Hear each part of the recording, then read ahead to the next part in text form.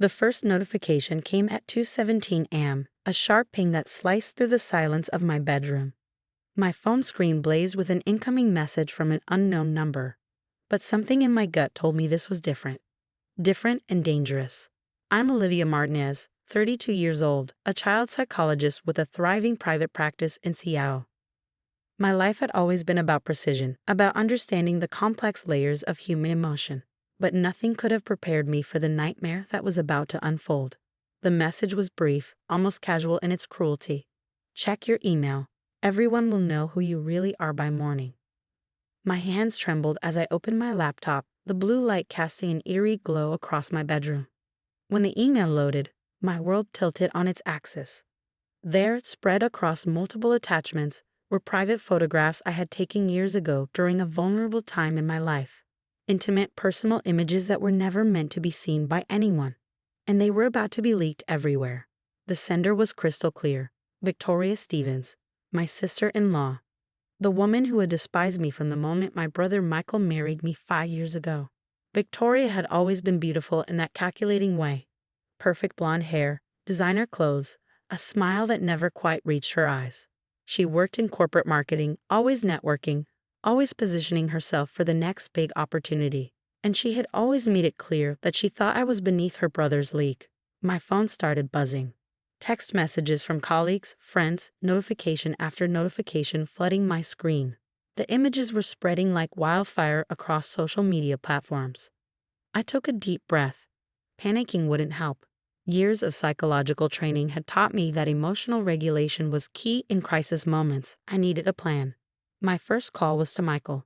Despite our complicated relationship with Victoria, he was still my brother-in-law, and I needed an ally. Liv? His voice was groggy. What's wrong? Victoria leaked private photos of me online, I said, my voice surprisingly steady. And I need your help to understand why. There was a moment of stunned silence. She did what? I explained the situation, detailing the emails, the images, the rapid spread across social media.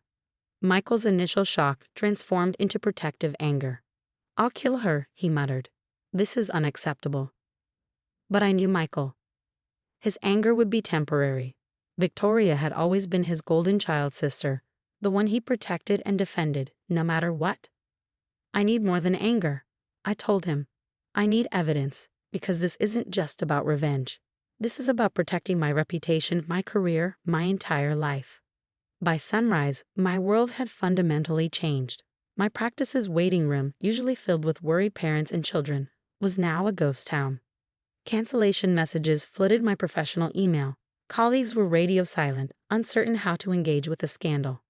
But I wasn't going to be a victim. Not this time. I started methodically documenting everything. Screenshot after screenshot of the image distribution, tracking its origin, collecting digital footprints.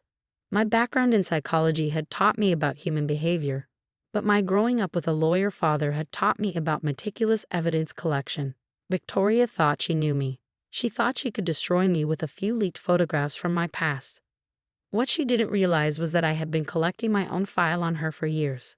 Small inconsistencies, suspicious financial transactions, hints of professional misconduct that I had carefully, quietly documented. This wasn't just going to be a fight. This was going to be a systematic dismantling of everything she thought was untouchable. By noon, I had a war room set up in my home office. Multiple screens, forensic digital tools, and a growing file that would become Victoria's worst nightmare. My phone rang. An unknown number. Enjoy the show. Victoria's voice was dripping with smug satisfaction. I said nothing. Sometimes silence is the most powerful response. Not feeling chatty, she pressed. Thought you'd be begging me to stop. Are you finished? I asked quietly. Her laugh was sharp. Just getting started. Little did she know, so was I. The first phase of my counterattack was about to begin. Victoria had declared war, thinking she held all the cards. She was about to learn that some opponents are most dangerous when they're backed into a corner. And I was far from cornered. I was just getting started. The next 48 hours became a strategic chess match of information and preparation. Victoria thought she had delivered a knockout blow, but I was about to show her the true meaning of calculated revenge.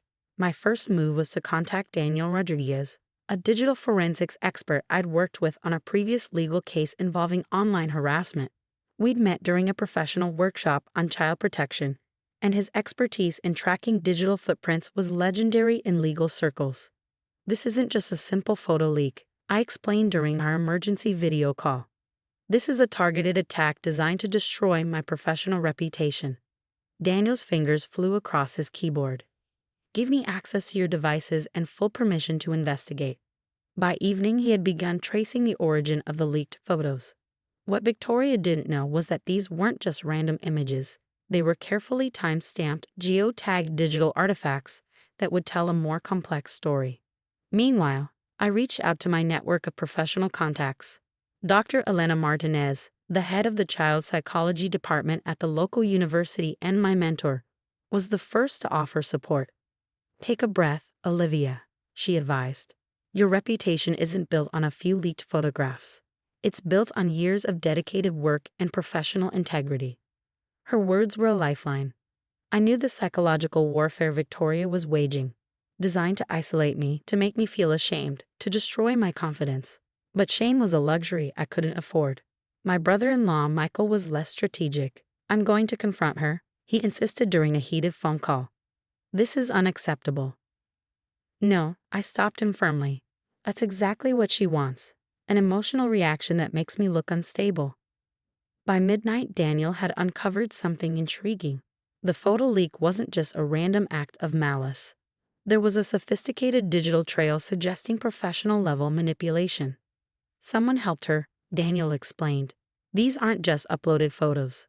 There's evidence of sophisticated routing, IP masking, and coordinated distribution." The plot was thickening. My investigation into Victoria's recent activities revealed a pattern. She had been struggling professionally. Her last 2 marketing contracts had been terminated. Rumors of unethical behavior were circulating in her professional network. And now, suddenly, she had launched this calculated attack on me.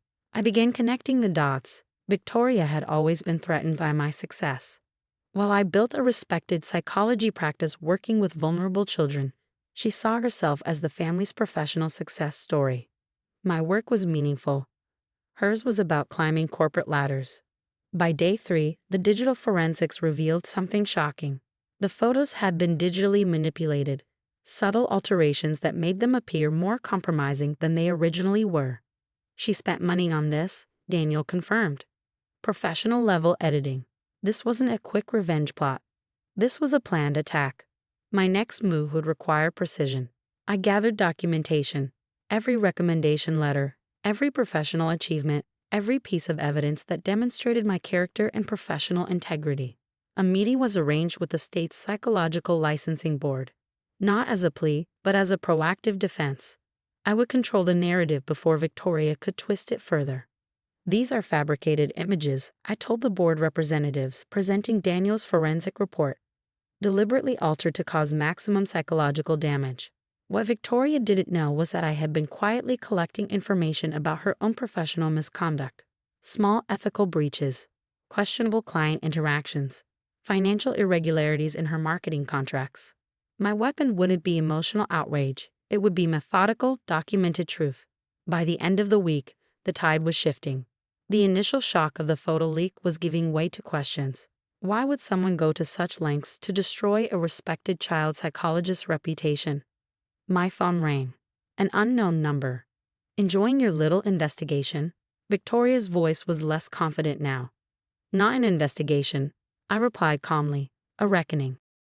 The pieces were almost in place. Victoria had declared war, thinking she could destroy me with a few manipulated photographs. She was about to learn that attacking me was the biggest mistake of her life. The final act was about to begin. The final confrontation was going to be strategic, calculated, and devastating. I chose the location carefully, a neutral conference room at a downtown Seattle law firm. My digital forensics expert Daniel, my mentor Dr. Elena, and my brother Michael would be present as witnesses. Victoria would walk into a trap of her own making, completely unaware of the evidence we had meticulously gathered. The invitation was simple. A formal request for a mediation meeting regarding the recent photo leak, carefully worded to pique her curiosity and sense of professional pride. When Victoria walked into the conference room, her perfectly tailored navy suit and designer heels screamed confidence. But I could see the micro-expressions of doubt flickering beneath her carefully constructed facade. "I assume this is about settling the little misunderstanding," she said, sitting down with a condescending smile. Daniel placed a folder on the table. Inside were comprehensive digital forensics reports, bank statements, and communications that would unravel her entire scheme. "This isn't about settling," I said quietly. "This is about exposure." The first blow came swiftly.